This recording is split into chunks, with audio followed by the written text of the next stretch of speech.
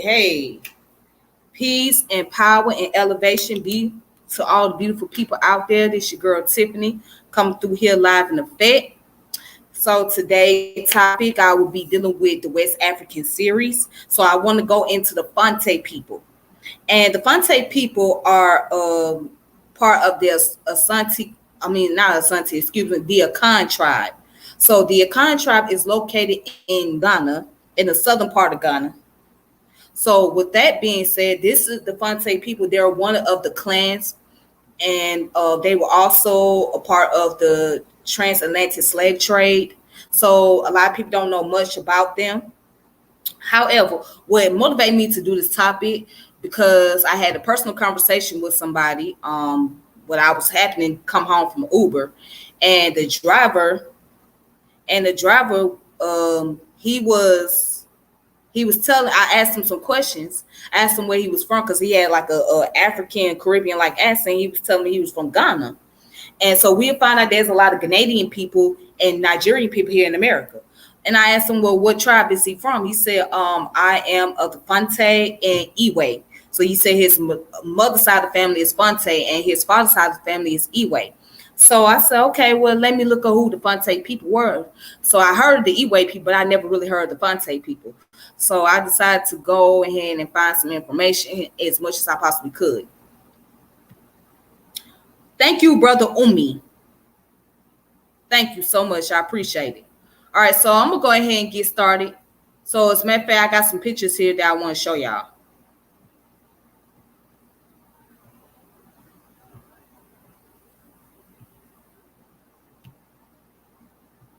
So right here, this is the picture of the Fante people. All right, as you can see, these are the children. Then I have another picture I want to post.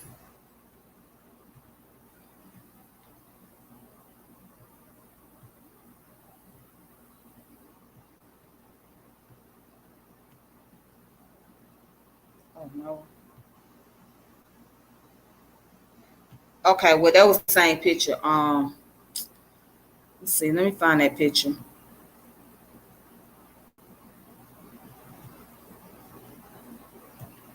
All right. Here we go. So right here, this is the picture of the Fante, the women of the Fante tribe. Okay.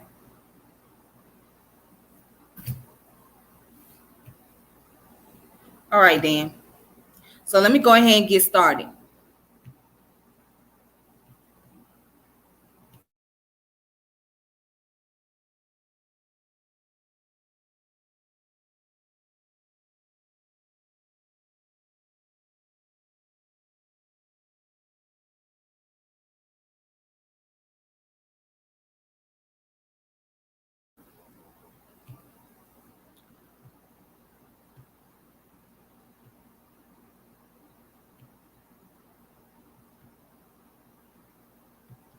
So I have some information here. Of course, I like to go to Wiki1. I do that because that's a lot of people's favorite go-to website.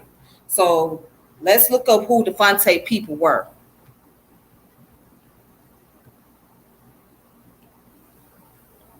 All right.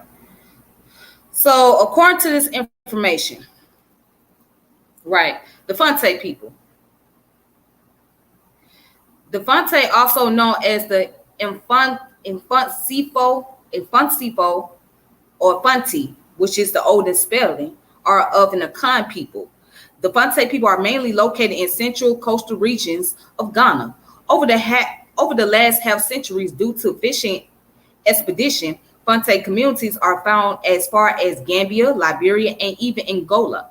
Like all Akans, they originate from Bono State. Originally, Fante referred to the half that left and initially settled at Menkissum. Some of the states that make up the Fante are Agona, Kuranshi, Abrua, Anya, Ikufi, Inkusakum, Ajum Mako, and Goma. The Fante, like other related Akans, trace their roots to the ancient Sahara in the old Ghana's empire. The Fante then migrated south to modern day Tahitian in the Bong Ahafo region. It was from here that legend says there are three great leaders, Asan, Adapayan, and Ablumankoma, led them south and separated from other Akans and Makisum. So the capital of Fante is Makisum, the traditional and spiritual capital of Infante Saman. The Fante people are one of the largest Akan groups. All right, so going further down, it says, along with the Asantifo or Ashantis, the Akupin, the Akim, and the Bomo, the Kawu, and etc., despise the rapid growth of the Ashanti kingdom and constant war with the Ashanti and allied Dutch in the mid 1800s. The Fante have always retained their state to this day and fought numerous wars to protect their northern flank from Ashanti incursion and several other wars. Currently, they number about 5 million, the second largest group of Akan people, or about 14% of modern Ghana's total population. Inheritance and succession to public office among the Fante are traditionally determined by matrilineal descent. So matrilineal means your maternal, your mother's side, which is common among Akan people. When the Portuguese arrived in the 15th century, the Fante prevented them from venturing inland and leasing properties for Portuguese trading missions. But when the Portuguese object to Fante rules and regulation, the Fante expelled them after a series of skirmishes and battles. Thereafter, the Dutch arrived, followed by the British. The Fante served as middlemen in the commerce between the interior and British and Dutch traders on the coast. The Fante became a very wealthy and prosperous state upon their dealings with the various European powers. All right. So, with that being said, when the transatlantic slave trade first took place, one of the first Europeans to come over to the western part of Africa was the Portuguese. Okay. And then after the Portuguese came by the Dutch, the French, and the British people. They came along, but the Portuguese was one of the first. So they went over there to Ghana, and of course things didn't go well because they didn't follow the rules and regulation of the Fante people. So the Fante people say, all right, we're going to have to expel them. But they was doing commerce business with the British and with the Dutch. And also they was having wars with the Ashanti people. All right, so we're going to get into a little bit about that, but let me go ahead and continue.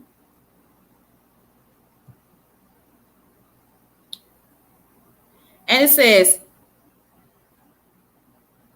in the early 18th century, the modern Fante Confederacy was formed with the aim of establishing themselves as a nation to be taken seriously by their European counterparts and the withdrawal of Europeans from the Fante lands. The Fantes for centuries already had a very complex system of federal government in which various states coexist in a loose alliance. Each Fante state is led by a paramount chief. However, in times of war, they always mobilize a Union army, often commanded by the paramount chief of Abura. Facing such stern resistance, the Danish vacated all trading forts in Infantis a Fante salmon. The Dutch, however, decided to stay, leading to many wars between Fante and the Dutch, who failed to colonize them. The British left Cape Coast and moved the capital of Gold Coast to Accra as a response to the resistance movement. The modern Fante Confederacy was in response to the threat of Europeans attempting to colonize vast areas within modern day Ghana. So in 1844, a bond was signed between the Fante Confederacy on behalf of the Gold Coast and the British, allowing the Gold Coast to gain total independence without war 100 years later. Then it goes on to talk about the Ashanti and Fante Wars. All right, so let's look at that real fast.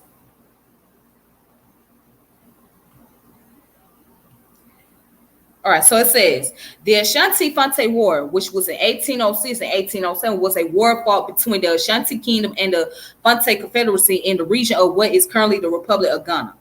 The Ashanti Kingdom became the most powerful of the interior after finally defeated the Dakara,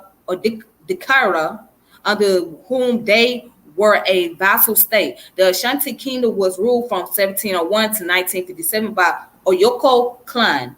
The main source of wealth in the Akan economy was gold, but during the conflicts between Fante and Ashanti, many war captives were sold as prisoners and then into slavery by both sides. This group was created by a small group in which used to call themselves Oyoko, which primarily were the descendants of the founder of the Bona Kingdom in the Ivory Coast.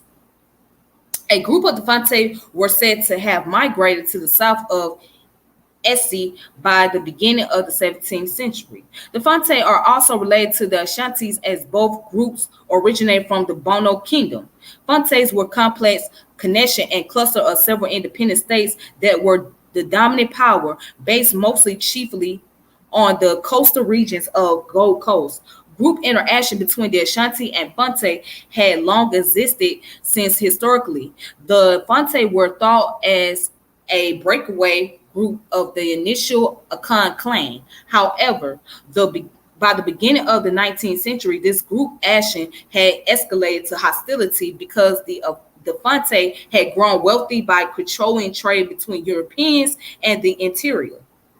And it says over the time, British was the standard European allies of the Fante, whereas the Dutch sided with Ashanti. Now, check this out. The British sided, hold on, let me make sure I get this right. The British sided with the Fante and the Dutch sided with the Ashanti. Now, these two tribes, the Ashanti and the Fante, they are part of the Akan tribe. Okay, they both come from the same clan. They both come from the Akan. But because of the wars and conflicts, right? And then what only made matter worse is when you have Europeans intervene, when you have the British being on the side of the Fante people and the Dutch being on the side of the Ashanti people. So what you have is a case of power, okay? And it's always been that issue. So to people who may wonder, what did the Africans play their roles in the transatlantic slave trade? They did. As we can see here, when we look at the war between the Ashanti and the Fante people, they did, because what they did was there was not only they were warring with each other, but they had prisoners on each side. So those prisoners that came from those sides, they were sold into slavery. All right. Now, you have to remember, during the time period, there was no concept of we are all one. Okay. They didn't see themselves as one. They saw themselves as tribes. So if you did not belong to, even if you came from the same clan, you could come from the same clan, but however, you're two different tribes. So although they both come from the Akan tribe, they still didn't see themselves as one. They saw themselves as being the Fante over here and being the Ashanti. That was it. All right. So This is the time period where they didn't walk around and say we're all Africans. We're all West African people. They didn't have that kind of mentality. All right. And then, of course, you have to look at power. Power is always going to be a thing. Wealth is always going to be a thing. Prestige, meaning recognition, that's going to be a thing as well. Okay. Now we in a modern area, we're in a modern era where many are starting to see beyond the concept of tribe. They start to have a better understanding. You know, at the end of the day, we all are African people, whether we be from West Africa, South Africa, East Africa. Now, there's still conflicts going on as we speak. But there are some that don't just get caught up in the tribal concept because they know that being in a tribe doesn't really mean nothing. It doesn't really mean much because you're not going to able to fight against the foreign invaders that come from another continent taking over your resources. So, because saying that you're a Shanti or a Fante or Iwe or whatever doesn't stop the Chinese or the European from coming in and taking your resources. So there are some that look at the bigger issue, but then there are those who are stuck on the tribal concept. All right. All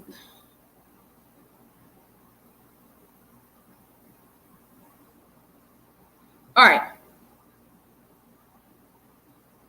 So anyways, let me go ahead and continue. Due to this alliance with the British, several historic Fante Asafo companies had the Union Jack as part of their fracas. These flags became prized collection items for many Europeans in the coast. All right.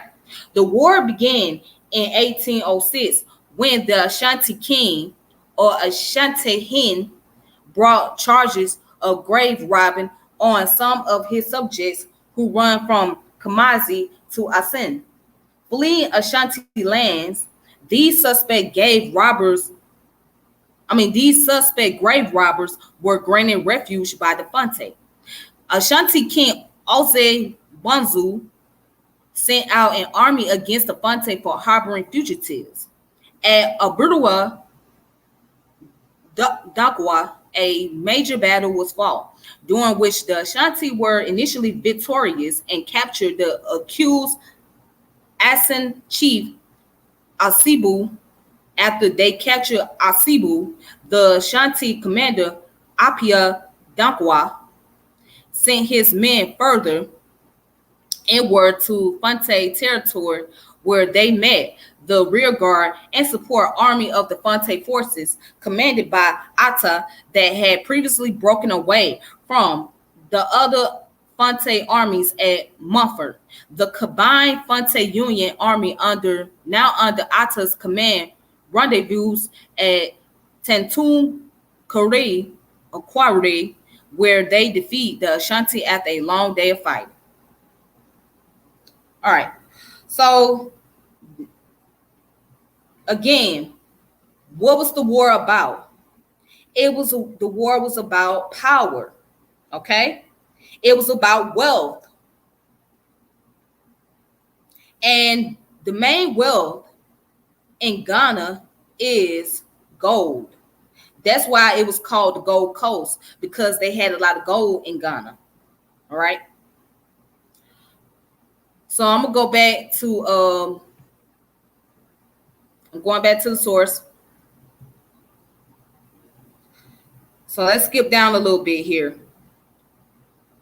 Now, under here, it talks about the family names. One of the social contexts of names among the Akan, including the Fante, is that they are used as social tags to indicate personal and group identity. This is so with family names derived from 12 Intoro patrilineal clans of the fathers that are given to children. Each of the 12 Intoro patrilineal clans has its peculiar family names. It is thus possible to use one's name to trace his or her patrilineal clan. Children who trace their genealogy to one patrilineal father may therefore share similar family names. Typical family names include Yaka, Assam, Adu.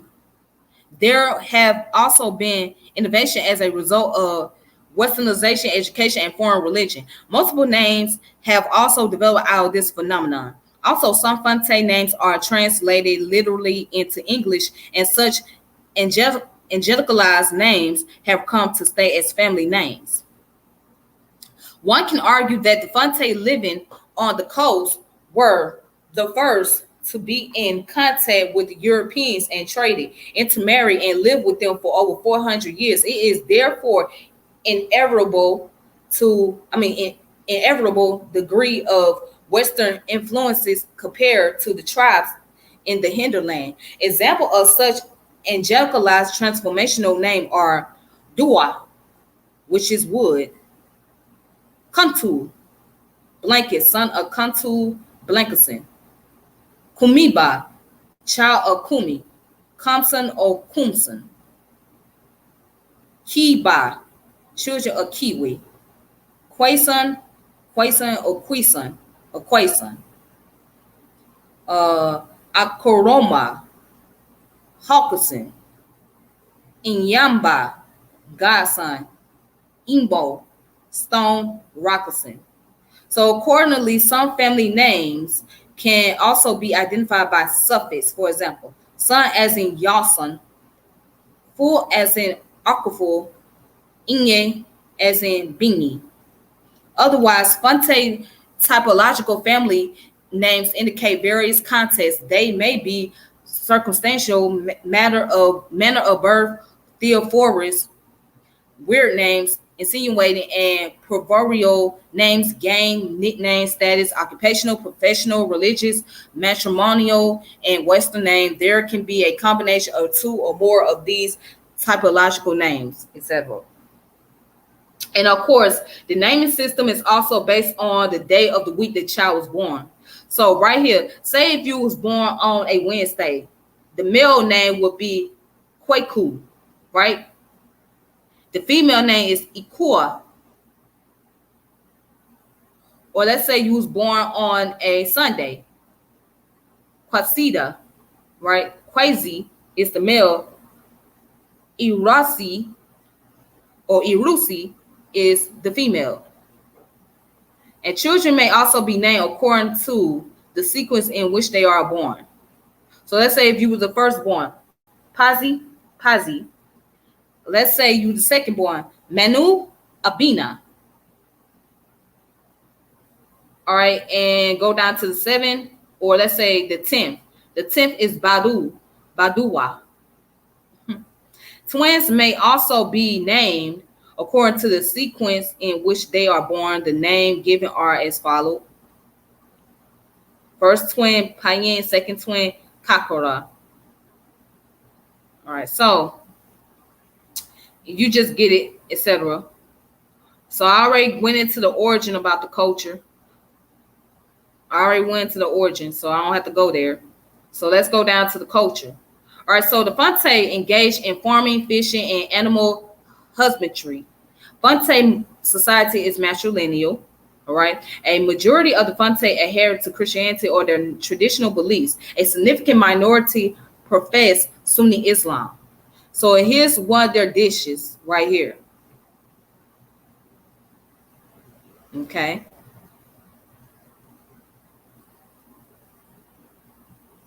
All right, it looked kind of good. So it says Fante Calais with fried fish and eggs.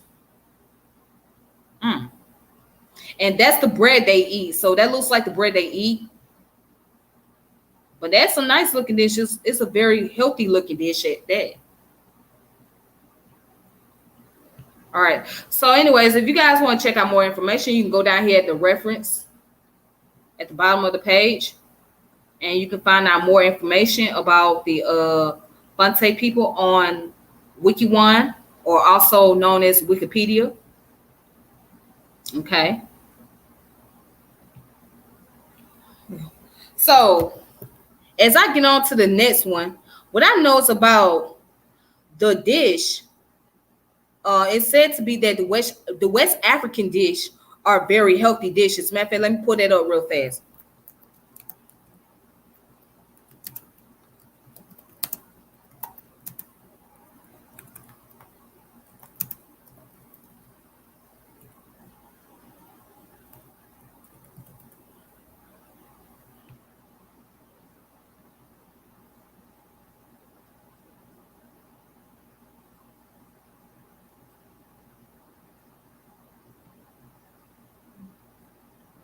All right, so let me pull up this source real quick. Why is West African food is a healthy food trend for 2020?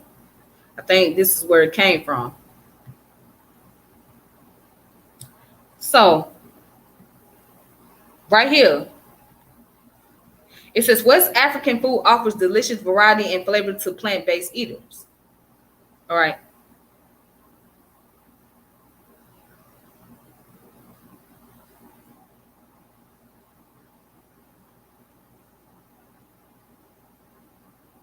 So why West African food has a place on every healthy eater's plate? Well, it says according to Nigerian food blogger Funke Koloshon, yams, plantains, cassava, cowpeas, tomatoes, okra, lemongrass, and rice are all staples of West African meals. The cuisine gets extra flavors from a range of spice, including garlic, ginger, African nutmeg, stock powder, ground dried crayfish, and ground melon seeds. Okay.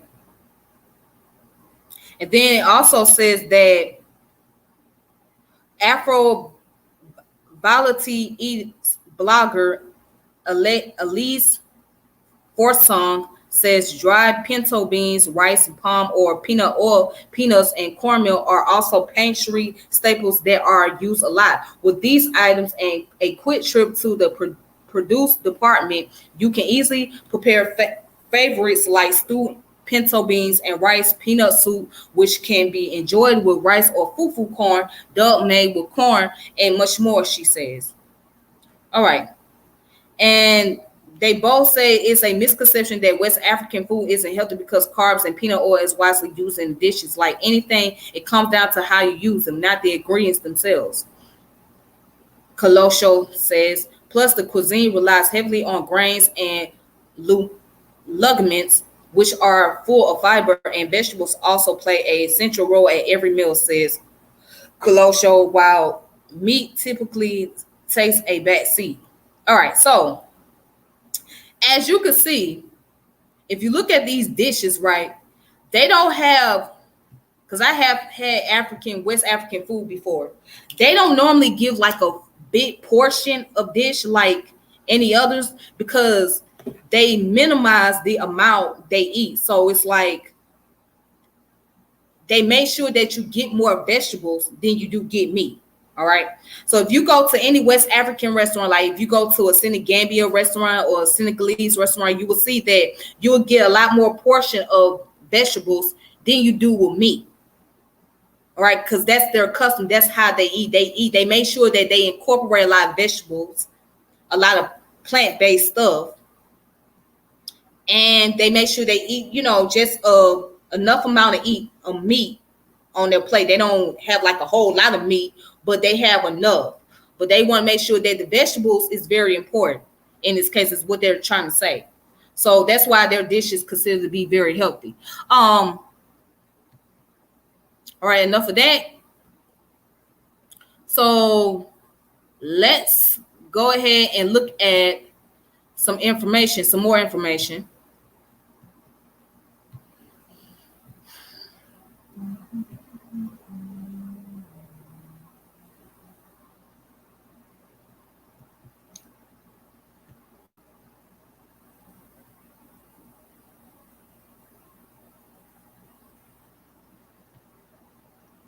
All right, so I have a book here. And this book is called The Fante and the Transatlantic Slave Trade. Okay. But I'm gonna come back to the book real fast. I just want to go to this information real quick.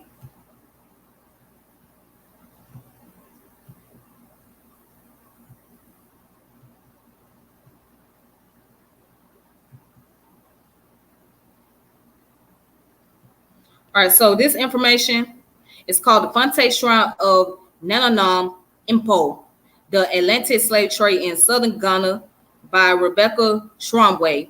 So she also is the same author that wrote the book that I just previously shown. Um, the source is called the International Journal of African Historical Studies, which came out in 2011, volume 44, number 1, etc. Published by Boston University African Studies Center. Okay. All right.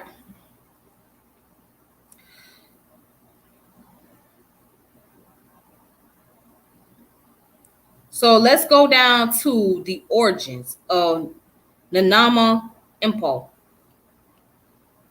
Every self-professed Fante is familiar with the name Nananam Impo, literally meaning the grove of the ancestor. Nananam Impo is known by Fante as the sacred site where the three founding fathers of Fanteland, Aburumakoma, Adapanyan, and Osan, are buried. The large stones and dense thicket of trees that mark the burial place are still preserved near the village of Obidan, which is located southeast of Makisum Junction on the Accra Cape Coast Road that stretches across southern Ghana. Although Makisum is a bustling market center on a major thoroughfare, the scare grove of Nananam Impo is rarely visited today. It has become a minor historical monument recognized but not actually seen by the minority of Ghanaians who consider themselves to be Fantes and therefore descendant of Abruru Makoma, Ada Payan, and Osan. All right.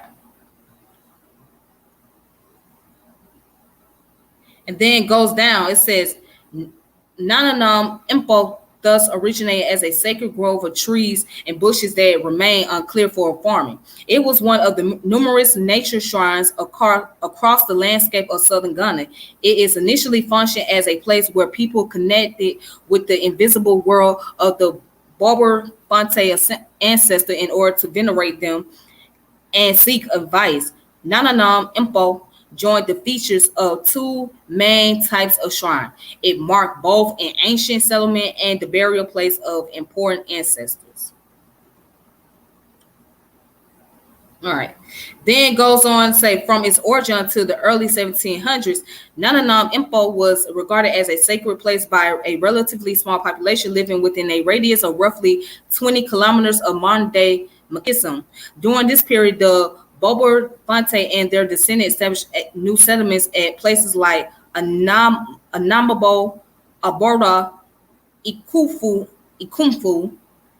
Inkusukam, and Elon, intermarrying with and sometimes displacing the indigenous population.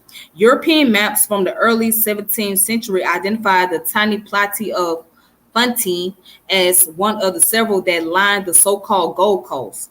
The coastal mini-kingdoms were from west to east: Ahata, Kamadia, Fitu, Cebu, Fatinge, Anga, and Akara.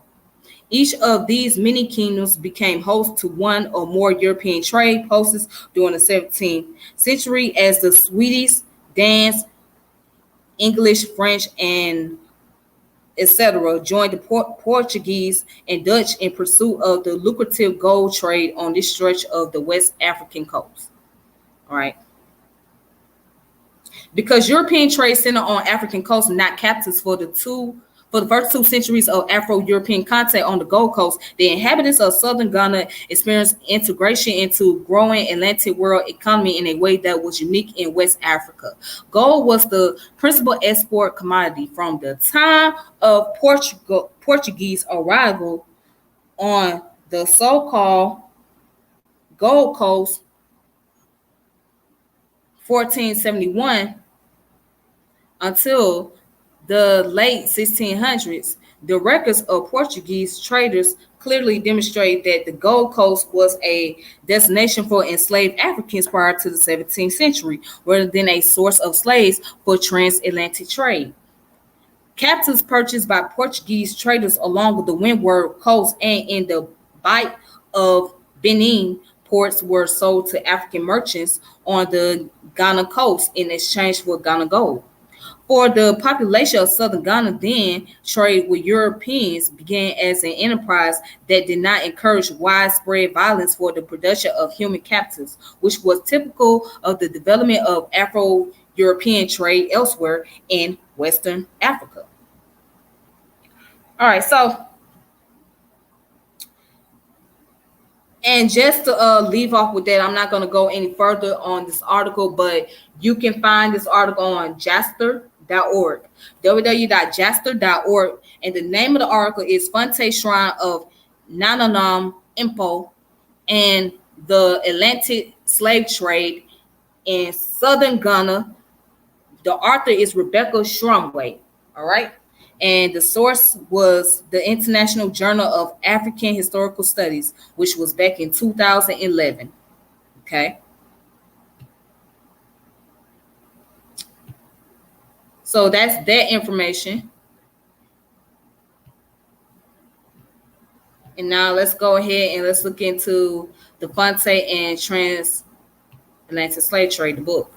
All right, so as you can see, that's the title of the book right here. I'm just going to leave it right there for a moment so you guys can take notes and look into it. Okay. Now let's go into the contents. These are the table of contents. Okay.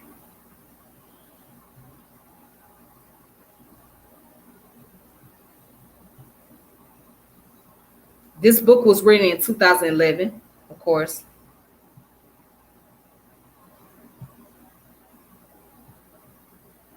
All right, so that's the introduction. Now let's go to chapter 1. Now, this is what I got highlighted. It says selling gold and selling captives. The Gold Coast has changed into a complete slave coast. William de la Palma in Lima, 1705. It says between 1400 and 1700 CE, the lands that stretched from the seaside to the northern territories of modern-day Ghana were the site of tremendous change for their inhabitants. As with much of human history, long-distance trade and interaction between culturally diverse people drove many of the changes. Yet, as is always the case with human society, these external stimuli also cause myriad forms of growth and change within communities over time. The first wave of change came from the north, where the caravan traders who had long crisscrossed the Sahara Desert gradually extend their routes southward to the rainforest of modern-day Ghana for one simple reason. The land was endowed with some of the richest gold deposit on earth. The gold deposit of the Para, Ofin, and Volta River basins attracted caravan traders from the Western Sudan in the early second millennium CE. Long before maritime technology enabled distant foreigners to trade on Ghana's coast. Process of population growth, urbanization, and migration centered on the edge of the Sahara began to change the political, economic, and cultural landscape of southern Ghana. Therefore, long before the activities of Europeans had any influences on historical changes in West Africa, European traders did initiate a second wave of change in the region, beginning with the arrival of Portuguese ships on the Gold Coast in the year 1471. However, the effects of European trade on the coast came slowly and in distant phase. For the first 200 years of European trade on Ghana's gold line, gold not enslaved Africans was the main commodity sought by European traders on the Gold Coast. During the 1600s, several European kingdoms, including the Netherlands, England, France, Denmark, Sweden, and Brandenburg, compete for Gold Coast trade, building fortifications along Ghana's beaches to prevent one another from the lucrative gold trade. The trade in human captives on the Gold Coast in this era was between European settlers and African buyers, a total reverse of the pattern developing elsewhere in Atlantic Africa in the 17th century. And then it goes on to say slaves were increasingly used in the interior forests of Ghana for gold mining, farming, and expanding elites' household. All right, so that's chapter 1. Then it goes down to where it says the early history of southern Ghana. All right. It goes on to say 17th century changes in the government and economy of southern Ghana revealed adaptation to increase European trade on the coast, as well as continuation of much older process of change rooted in the expansion of long distance trade between southern Ghana and the Western Sudan. In the 14th century, the human population of the region, drained by the Ofen, Para, and Volta rivers, lived in dispersed small-scale society. Economic activities in the region include both a hunting and gathering mode of production and the use of iron tools in small-scale agriculture. The region was mostly covered in dense tropical rainforest, although trade with the Western Sudan to north began by the start of the second millennium CE. The dense vegetation of this environment made it unsuitable for heavily populated societies prior to the 15th century. However, between the 15th and 17th centuries, the population engaged in new methods of production and exchange that enabled them in a clear significant portion of the forest for farming and increased the size and complexity of their society. It says the most significant source of economic stimulation and social change during the 15th, 16th century was the expansion of long-distance trade with the Western Sudan. The key to this economic and social transformation was the gold-bearing soil, for which this land was later named. Gold resources attracted long-distance trade from northern marketplace beginning in the early second millennium, but these commercial contacts became regularized and sustained in the 15th and 16th century. Wangagara traders who had long bought gold in other gold producing region of West Africa and sold it to traders from the north of the Sahara began to tap the gold supply at a market town known as Baku, or more commonly in Arabic source, Batu. Another important commodity that attracted traders from the north was cola nuts, which was a source of caffeine in West African diets.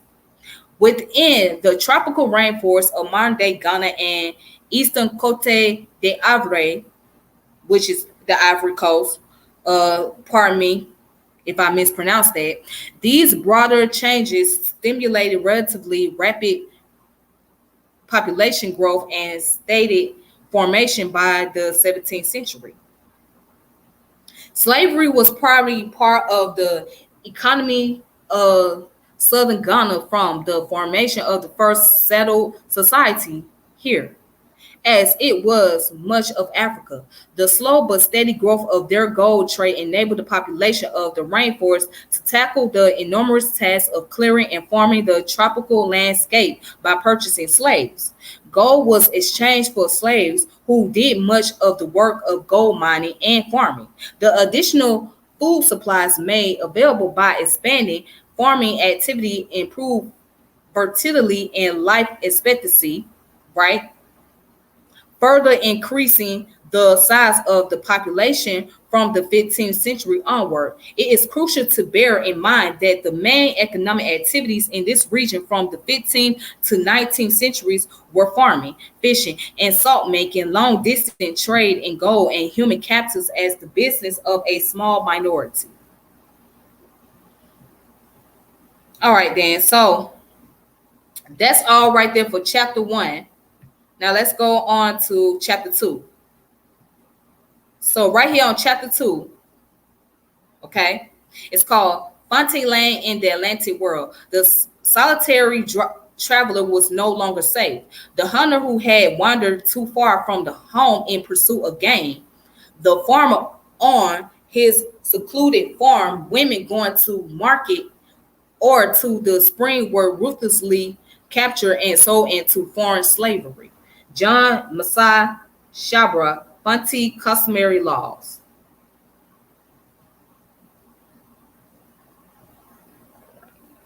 All right, so cool. Okay, so going down here where I got it highlighted. So it says the people known as the Fante of the Gold Coast had a distinct reputation in the 18th century Atlantic world.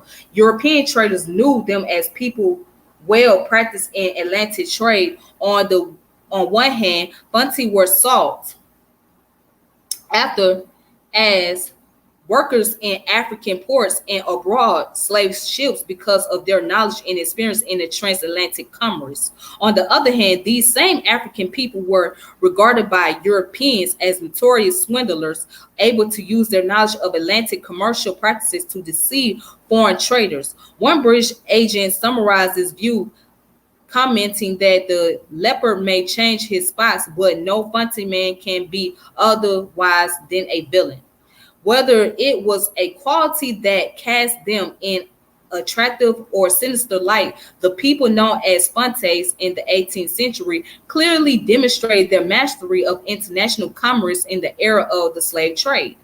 The Atlantic Creoles of the Ghana Coast School for generation in international gold trade conducted trade and diplomacy in particular ways that establish and perpetuate this reputation for exploiting Atlantic trade. Then as we go further down, now as you can see, this is the castle, right? So when they had the whole I forgot what it's called, but like every year people was going to Ghana. When people go to Ghana, this is what they visit. They visit this castle right here. It's called the Cape Coast Castle from the sea. All right. So inside this castle, this is where the slaves were held hostage until it was time for them to go to the Atlantic world. All right. So this is where the captives were held hostage and those who were sold into slavery in this castle right here. So if I can zoom it up for you guys, hopefully you guys can see that. All right. So every year, people go and visit. So last year, most of the people that went to visit, of course, it was celebrities and some locals. They went to this castle right here and they visited around. All right. All right. So anyways, let's continue. By 1700, massive sugar plantation that relied on slave labor had been developed in European colonies in Brazil, in the Caribbean islands. The growth of new markets for enslaved Africans in the North Atlantic, especially in the Caribbean, in the mid to late 1600, fueled the enslavement and enslaved captives from the Gulf of Guinea, from modern-day Ghana to Cameroon, whereas the Atlantic slave trade had previously focused on the South Atlantic and areas most accessible to Brazil, West Central Africa, Angola, and Congo. Right? And it says until recently, the relative importance of the Gold Coast in the Atlantic slave trade was underestimated. The enslaved Africans embarking from the Gold Coast were thought to constitute only about 6% of the total trade between 1470 and 1880. But now their numbers appear to have been closer to 12%, or 1,209,000 people. According to the slave trade database, the British were dominant in the overall Gold Coast slave trade, sponsoring 81% of the voyage that were recorded as trading or intending to trade on the Gold Coast. The major destination for enslaved people from the Gold Coast was Jamaica, which accounted for 36% of arrivals, about 352,000 people. A similar number went to other parts of the British Americas, so that two-thirds of all captives embarking from Gold Coast, or about 705,000 people, embarked in the British Caribbean. The third most common destination was Spanish America, which was the point of disembarkation for 15% of captives who embarked from the Gold Coast. Now, as you can see, 36%, right, which was the major destination, was going to be sent to Jamaica. All right. And then, of course, the similar number was sent to the British America. All right. And then, and also British, the Caribbean area, of course.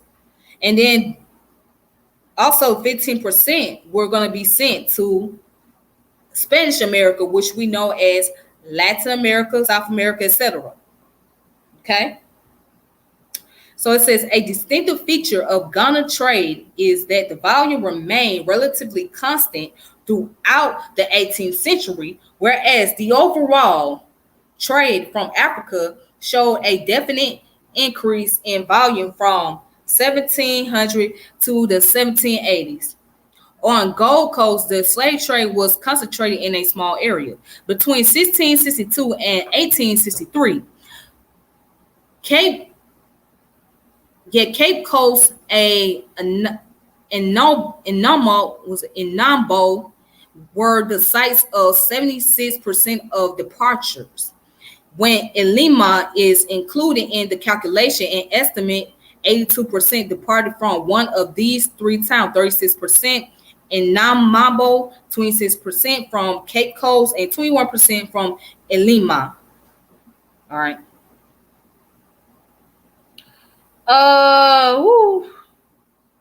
Going down with suspension of slave trading coast and hinterland. The most the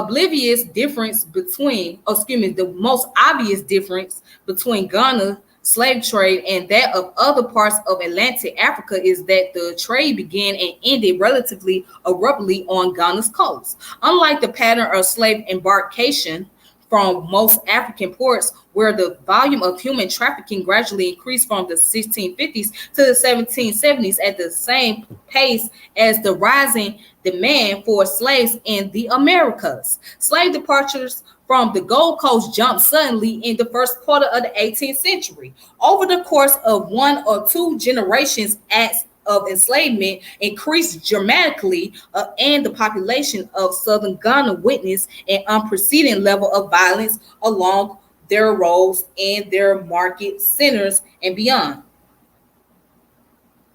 Rapid expansion in the volume of the slave trade was always accompanied and made possible by the enslavement of new categories of people, as Paul Lovejoy has shown. In other words, people accustomed to a degree of peace and security had to become vulnerable to enslavement for the volume of the slave trade to increase in a short period of time. At the height of the transatlantic slave trade, one English agent working on the Gold Coast observed that with the right assortment of trade goods, one could bring slaves almost out of the bowl of the earth. Of course, the human beings who were bound, branded, and forced abroad a slave ship were not drawn from the bowls of the earth, but from homes, family, and villages. They were not slaves, but young adults, and in many cases, children enslaved for the profit they could bring slave merchants. All right, so that's chapter 2. Okay, that's chapter 2, and then I'm gonna go down to chapter 4. All right, so chapter 4 is making Fante culture. Much superstitious and intermingled with the laws of the Fante country, and they are particularly strict. Their punishments are fines and slavery, which amount to nearly the same thing. For if the guilty person cannot pay the fine, he is by law adjudged a slave. Hearing Meredith, an account of the Gold Coast. All right, so going down here, it says the Barber Fante was one of these groups occupying the lands around the modern day towns of McKinsey, Anambo, and Kamaste. The Barber Fante Party was situated between the policies of Asubu to the west and Agona to the east. Because of their migration from the hinterland to the coast and their ongoing trade with the Akan speakers in the forest interior, the Baba Fante people probably spoke a language very similar to that of the Akan speakers in the forest prior to the 18th century. They were in the minority as Akan speakers at that time. When Gon and Ise were more commonly spoken languages, political power within the Babas Fante Plati was probably organized around a central figure known as the Brafo, and the Barber Fante fought brutal wars against its neighbors, including Asibu, Fitu, Cominda, Angona, Igufo, Abrin, Ahata, and Akara, particularly in the second half of the 17th century. Over the course of 18th century, the division between coastal Pilates largely dissolved, and African elites in the lands between Pardo River and Akara began to jointly respond to matters of long-distance trade and large-scale military engagements as the Coastal Coalition. As this political transformation unfolded and Barber Fante elites came to have greater influence in coastal government, the Akan language became more widely used across the area. New language Fante, which blended Akan, Gon, and Esse dialects, also incorporated words and phrases from the Portuguese, English, and Dutch, and became commonly used across Fante land. As is always in the case, the use of a common language reflected a broader process of acculturation and identity formation among the coastal groups. Two institutions that were essential in the development of Fante culture in the 18th century were the religious shrine known as Nananam Impo and Asafo militia companies. These two institutions played central roles in the lives of ordinary individuals, household, and community. Both predate the Atlantic slave trade in their basic form, but took on major features in response to the condition associated with the expansion of Ashanti, the growth of the Atlantic slave trade. The Nananam Impu shrine connected people by offering spiritual protection, while the Asafo companies unified people by strengthening relationship unrelated, between people unrelated by kinships. Coastal people who were member of the Asafo companies and protected by the shrine of Nana Impu were less vulnerable to the violence associated with the slave trade. While anyone living outside these protective institutions, as such as refugees, foreigners, and or those expelled from their community for criminal action, became more vulnerable. From the perspective of people living in 18th century Fanteland, the importance of these two institutions stem from their protective function. But the unifying force of the Asafo companies and shrine of Nananam Impu outlasted the slave trade and the coastal coalition, both of which were destroyed in 1807 by a Asante invasion and the abolition of the transatlantic slave trade. In retrospect, therefore, it is clear that they established a common ground on which latter generation of coastal inhabitants could lay claim to a shared history, and identity.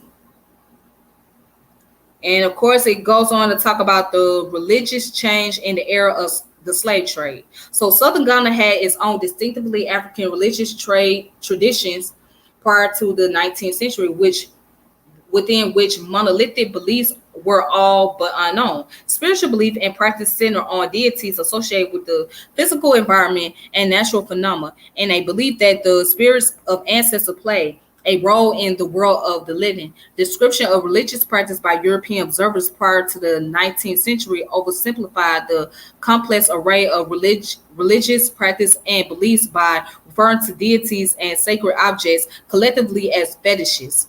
In fact, each of the 17th century polities along the central Gold Coast had its own gods and sacred sites, typically including a particular god associated with the settlement of the people in that location. Some also had royal deities.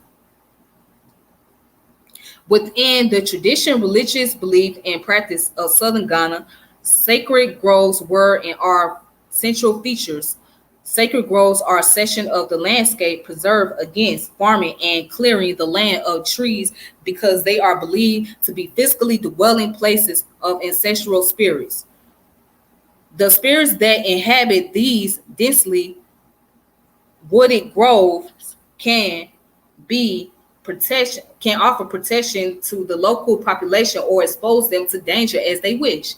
They are therefore important points of contact between the living and the dead, where the former endeavor to maintain alliances with the latter. Sacred groves sometimes function as cemeteries, memorial shrines, dwellings of particular gods, oracles, or hiding places. Some groves became sacred upon the burial of important persons. Others were discovered to be sacred when an event occurred that was interpreted as being a tribute to an unknown spirit in that location. A priest, a confo, was then appointed to find out the spirit and where they were any taboos associated with it that the community ought to observe.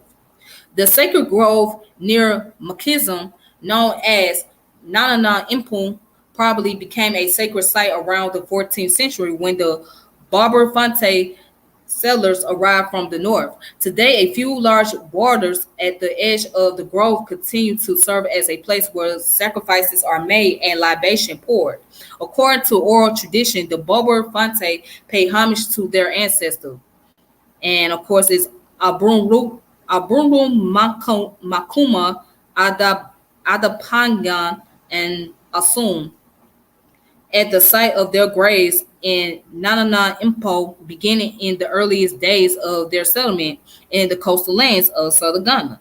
Nanana Impo functioned primarily as a sacred burial place and marker of Bobo Fonte settlement prior to the 18th century. All right, so just leaving it there. Okay. Again, if you guys want to check out more information about this book, you can just look it up. It's called The Fante and the Transatlantic Slave Trade, Rebecca Strongway. All right, so that's the name of this book right here. And I'm just going to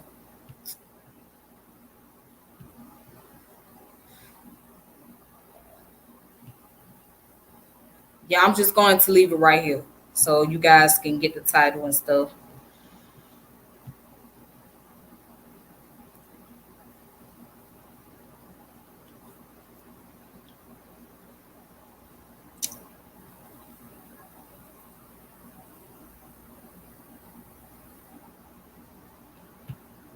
All right.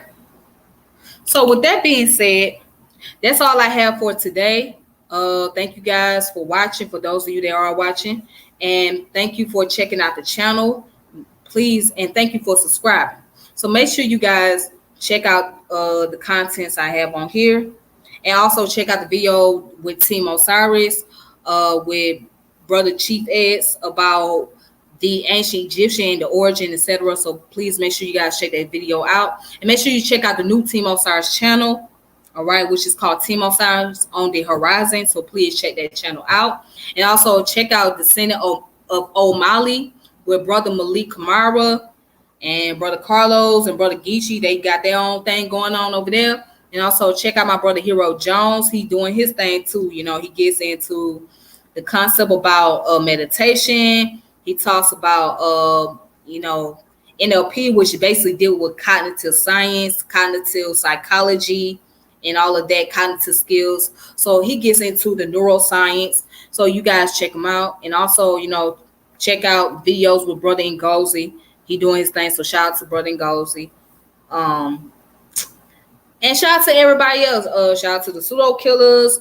Shout out to Kofi Pizza TV. Shout out to everybody that's doing their thing. All right. So until next time, I'll reconnect with you all later. Please be safe during this pandemic because we got another strain, which is the Delta variant. So please, you guys, be safe. Put your mask on. Get vaccinated if you can. Do all that extra stuff. All right. So until next time, it's your girl Tiffany, and I'm logging off. So I'm saying peace and power and elevation be to all of you. And I will check with you guys later. All right. Thank you.